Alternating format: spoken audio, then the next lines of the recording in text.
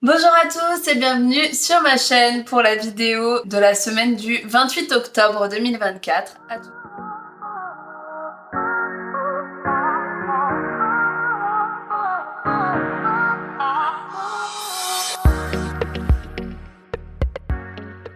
Bonjour, on se retrouve aujourd'hui pour la vidéo de la semaine du 28 octobre 2024. C'est Laetitia pour la chaîne Arcane du Zodiaque et on va donc analyser ensemble les transits de cette semaine. Avant de commencer, n'hésitez pas à liker la vidéo si ça vous plaît et à vous abonner si mon contenu vous plaît également. Ça m'aide beaucoup, surtout pour l'algorithme de YouTube. Alors, on va commencer tout de suite avec le lundi 28 octobre. Alors, en ce lundi 28 octobre, on a deux transits un petit peu compliqués qui vont peut-être nous pousser un petit peu à, de nouveau, nous introspecter et de nouveau chercher un petit peu à nous améliorer, à aller améliorer un petit peu ce qui peut moins aller en nous, qui peut un peu clocher. Bref, on a deux transits un petit peu challengeants. Alors, d'abord, on va commencer par Lilith qui va se trouver en conjonction au nœud sud. Alors, Lilith, c'est un point fictif qui va nous parler de nos peurs, de nos angoisses, de nos obsessions aussi. Et le nœud sud, c'est le point qui nous parle de nos vies antérieures ou de notre enfance, en tout cas de l'endroit d'où l'on vient et de ce qu'on était avant et de ce qu'on est aussi beaucoup plus facilement. Donc ici, avec Lilith conjoint au nœud sud, on pourrait avoir des réminiscences, des choses qui vont un peu remonter à la surface, des angoisses qu'on pensait peut-être avoir réglées, qui vont remonter. Il peut y avoir quelque chose du passé qui va venir nous titiller un petit peu et qui va nous forcer à peut-être régler ces choses-là, notamment grâce au deuxième transit de la journée. Donc là, Lilith en conjonction au nœud sud, ne vous étonnez pas si vous avez alors soit des personnes du passé qui reviennent vous parler, soit une situation que vous pensez terminer qui finalement ne l'est pas, il y a peut-être un nouveau rebondissement sur quelque chose. Voilà, ça peut être vraiment, ça sera vraiment en lien avec quelque chose que vous pensiez un petit peu avoir laissé derrière vous et qui vous rattrape un petit peu. Donc peut-être parce que ça a justement pas été complètement réglé. Et c'est possiblement aussi en lien avec l'énergie des éclipses, puisqu'on est un petit peu dans la même vibe avec Lilith. Et donc ici, on vous pousse à peut-être regarder une dernière fois une situation ou une personne et vous en débarrasser pour de bon. Ensuite, le même jour, on a Vénus qui va se retrouver en carré avec Saturne rétrograde. Alors Vénus est la planète, donc comme vous le savez sûrement, de l'amour, des relations. C'est une planète qui crée du lien. C'est la planète également de la chance, c'est la petite bénéfique du zodiaque. Et c'est aussi la planète qui va nous parler de nos valeurs, de nos possessions et de l'argent. Alors ici, avec Vénus en carré à Saturne rétrograde, on va être plutôt dans une vibe de limitation, mais pas forcément de la limitation qui va venir de l'extérieur. Avec la rétrogradation de Saturne, on est plutôt vers un côté très introspectif également. Et donc ici, on pourrait sentir des blocages plutôt en soi, et du coup essayer de voir comment on peut régler les choses. On pourrait donc soit se poser des questions sur nos relations, sur le sérieux qu'on met dans certaines relations, sur sur la responsabilité qu'on a dans certaines de nos relations et du coup réfléchir à est-ce que je continue mes relations, est-ce que je continue à les alimenter pour qu'elles puissent après durer dans le temps et être solides, ou au contraire, est-ce qu'elles ne me vont plus? Donc là, c'est vraiment un travail que vous devez faire vous avec vous-même. Avec la rétrogradation, on est vraiment sur un travail intérieur. Ensuite, on peut aussi potentiellement avoir des problèmes d'argent avec Vénus carré Saturne rétrograde. Donc là, c'est peut-être un moment pour vous de vous poser et de vous demander un petit peu ce que vous pourriez faire au niveau de votre argent, peut-être pour mieux gérer votre argent, pour essayer de gérer les choses un petit peu mieux et de prendre un peu vos responsabilités par rapport à votre budget. Ensuite, le mardi, nous n'avons pas de transit particulier, donc je le répète à chaque fois, mais j'utilise vraiment je prends vraiment les dates où les transits sont exacts, c'est-à-dire au degré près. Mais du coup, les énergies se retrouvent souvent quelques jours avant et quelques jours après, donc même s'il y a des jours où il n'y a pas de transit particulier exact, eh ben on a les transits des jours précédents et des jours suivants qui sont déjà à l'œuvre. Donc il faut vraiment penser à la vidéo dans sa globalité. Ensuite, on va donc se focaliser sur le mercredi 30 octobre. Donc le mercredi 30 octobre, on a Mercure qui se trouve en opposition à Uranus. Alors, Mercure, c'est la planète de l'intellect, de la communication, des petits déplacements et des apprentissages. Et Uranus, donc une planète très électrique, de révolte, de changement brusque. C'est une planète qui vient un peu mettre le bazar quand elle est en aspect quelque part. Donc là, ici, alors ça pourrait nous donner plusieurs choses. Ça pourrait nous donner quelques petites perturbations dans les transports, notamment dans les transports en commun, les voyages de courte distance, donc par exemple les TER, par exemple la voiture, ça peut vraiment nous apporter des petits blocages à ce niveau-là. Après, à voir où ça tombe dans votre thème, bien entendu, comme pour chaque transit. Mais on pourrait avoir des petits soucis pour se déplacer. On pourrait aussi avoir le mental en ébullition avec l'opposition à Uranus. Peut-être qu'on va penser à plein de choses à la fois. Ça va être un peu compliqué de gérer nos pensées et de les calmer. Donc là, c'est le moment de se mettre à la méditation si vous ne l'avez pas encore fait. Parce que là, il va falloir essayer de calmer un petit peu le mental. Vous risquez d'en avoir un petit peu trop en tête. Uranus, c'est une planète très mentale également. Et elle donne de très bonnes idées, donc vous pourriez avoir des super idées avec Mercure opposé Uranus, mais comme c'est un aspect de tension, ça va peut-être être un peu too much et un peu dur à gérer de penser vraiment tout le temps à ce moment-là. Ça pourrait par exemple vous empêcher de dormir parce que vous pensez à trop de trucs et du coup vous n'arrivez pas à vous calmer. Vous pourriez aussi avoir un peu plus de mal à vous concentrer pendant quelques jours à cause de ce transit, surtout qu'on le verra après, mais Mercure va aussi être en lien avec Neptune, ce qui va pas aider. Et donc là, vous pourriez avoir vraiment du mal à vous focaliser peut-être sur une tâche et avoir envie de partir un petit peu dans tous les sens. Donc bon bah foutez-vous la paix, hein, comme je dis toujours. Le truc très bien de connaître un peu les transits planétaires, c'est de se dire bon bah voilà, là, il m'arrive ça, alors bon, je suis pas obligée de subir non plus ce qui se passe, hein. Je peux utiliser les énergies dans le bon sens, mais en même temps, si je suis pas très bien et que je connais le transit, bah je peux aussi me foutre un peu la paix et me dire bon, bah là, c'est pas forcément aujourd'hui que je vais réussir à me concentrer pendant 3 heures sur la même tâche, bah c'est pas grave, je le ferai dans 2 jours, et là, au contraire, je fais un moment de brainstorming parce que j'ai plein d'idées, voilà, c'est le moment de... ce genre de vidéo vous aide à essayer de comprendre quelles sont les énergies qui ont cours en ce moment, cette semaine, et du coup ça peut vous permettre de vous organiser, de faire des choses plus à certains moments qu'à d'autres. Donc voilà, n'hésitez pas à vraiment utiliser mes vidéos dans ce but-là. C'est vraiment moi comme ça que je les utilise au quotidien. J'essaye de me dire que bah, telle chose, ça va être peut-être plus favorable de le faire tel jour ou tel autre.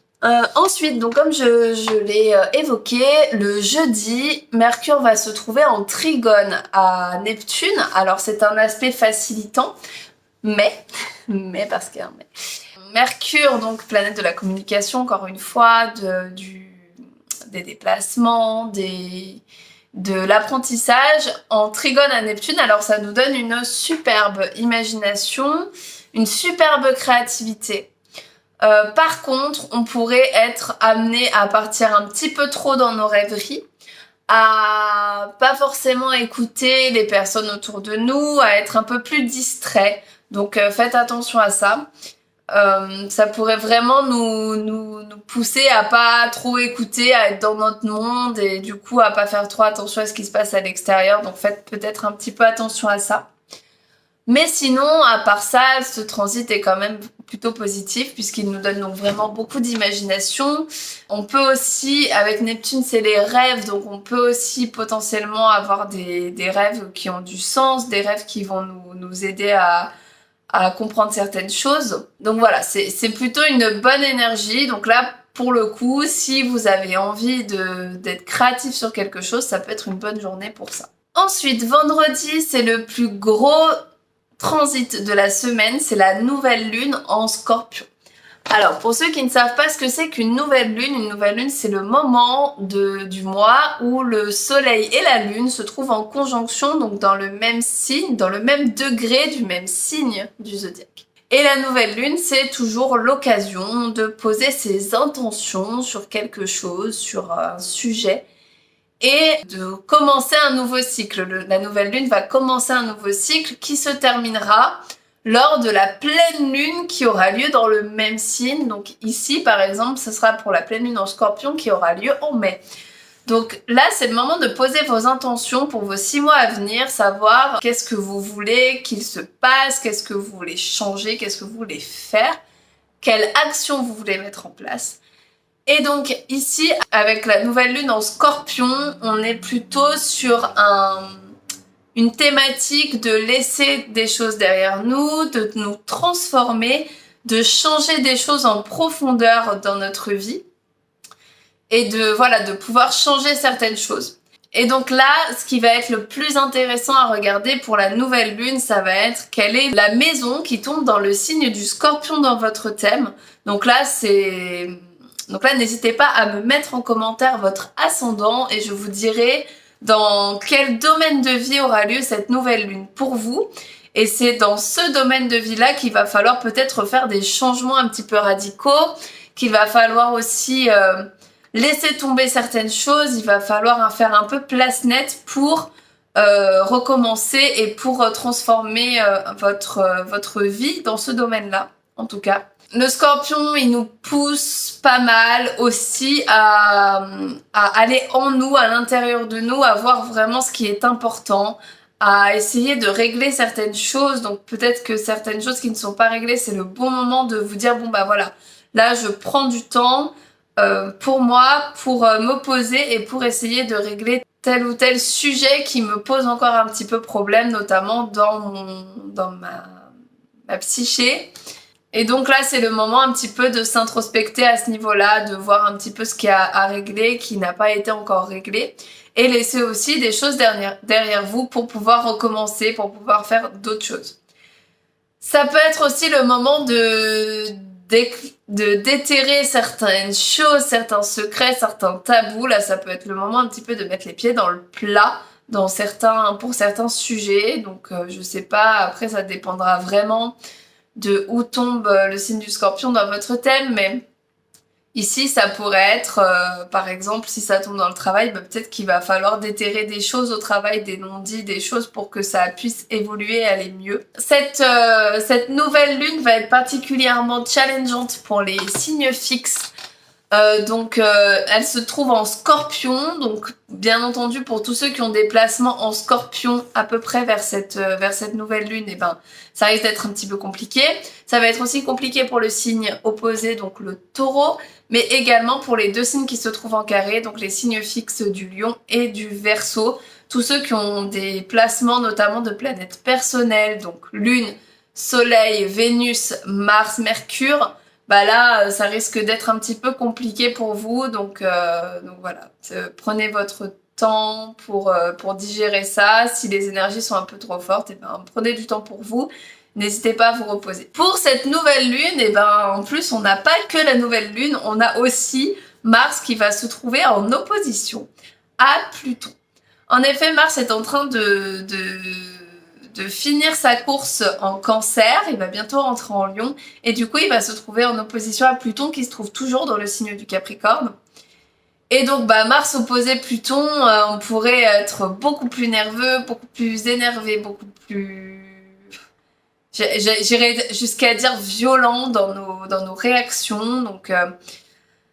Essayez de vous calmer parce que vous pourriez vraiment péter les plombs d'un coup pour quelque chose qui va vous activer. Donc essayez de vous détendre, essayez de réfléchir avant d'agir pour ne pas agir de manière trop soudaine et trop violente. Ensuite, le samedi, Mercure va se trouver en sextile à Pluton. Donc là, c'est plutôt un bon aspect, le sextile Mercure-Pluton. Mercure va nous aider à comprendre certaines choses que Pluton avait envie de nous enseigner. En plus, là, c'est vraiment la fin de Pluton en Capricorne. Donc ici, on est vraiment sur une énergie de bilan. Qu'est-ce que Pluton en Capricorne m'a appris? Qu'est-ce que j'ai pu... qu'est-ce que je peux garder de cette période-là? Qu'est-ce que j'ai bien compris? Qu'est-ce que j'ai réussi à réaliser durant cette période de Pluton en Capricorne? Mercure va nous aider aussi à extérioriser certaines choses. Peut-être que Pluton va nous faire découvrir ou redécouvrir certaines choses. Et Mercure va nous aider à en parler, à communiquer, va nous aider à exprimer nos peurs, nos doutes et potentiellement nos angoisses. Après avoir été en sextile exact avec Pluton, Mercure va rentrer en Sagittaire. Et là, on va être sur une énergie beaucoup plus fluide, beaucoup plus cool. Alors, Mercure est quand même en chute en Sagittaire puisqu'il est en domicile dans le signe du Gémeaux, qui est le signe opposé du Sagittaire. Donc, Mercure ici, il se perd un petit peu parce que Mercure, c'est une planète qui aime les détails, qui aime qui aime donc vraiment se focaliser sur les détails et sur des petites choses. Et là, avec le Sagittaire, elle est amenée à voir les choses de manière globale, donc c'est un petit peu compliqué. On est sur une énergie plutôt optimiste, on est sur une énergie très sociable. On a envie de voir nos projets en grand, on a envie de faire des choses. On réfléchit à plein de choses, on a envie de... Alors, on va être quand même plus dans une énergie d'action avec Mercure en Sagittaire, puisque le Sagittaire est un signe de feu. Donc, c'est notre intellect qui va se mettre au service de notre action. Donc là, on va pas forcément passer notre temps à réfléchir à plein de choses, on va pas passer notre temps à élaborer plein de choses, on va juste avoir envie de vivre l'instant présent. On va avoir envie de vivre la vie à fond et de profiter. Donc, mais c'est quand même une très très bonne énergie à prendre. C'est beaucoup moins deep que Mercure en Scorpion, où on avait envie de tout comprendre et de tout examiner. Là, on se lâche un petit peu et on profite. Enfin, on va terminer cette vidéo par le dimanche. Le dimanche, Vénus va se trouver en opposition à Jupiter. Donc là, on pourrait avoir un peu de mal à créer des relations. Jupiter, c'est l'intégration sociale et Vénus, c'est donc notre capacité à tisser des liens. On pourrait avoir pas trop envie de se mettre dans un groupe ce dimanche, on pourrait avoir envie de s'isoler un petit peu, de rester dans notre coin et de pas forcément prendre part à un groupe, ou en tout cas on n'en aura pas la volonté et pas forcément l'énergie. Donc si vous avez besoin de vous reposer un petit peu ce dimanche, c'est normal, prenez le temps et ne vous forcez pas surtout. Voilà, j'espère que cette vidéo vous aura plu et vous aura éclairé sur les énergies de la semaine et sur comment les utiliser. Je vous retrouve la semaine prochaine pour une nouvelle vidéo et d'ici là, portez-vous bien. Bye bye tout le monde!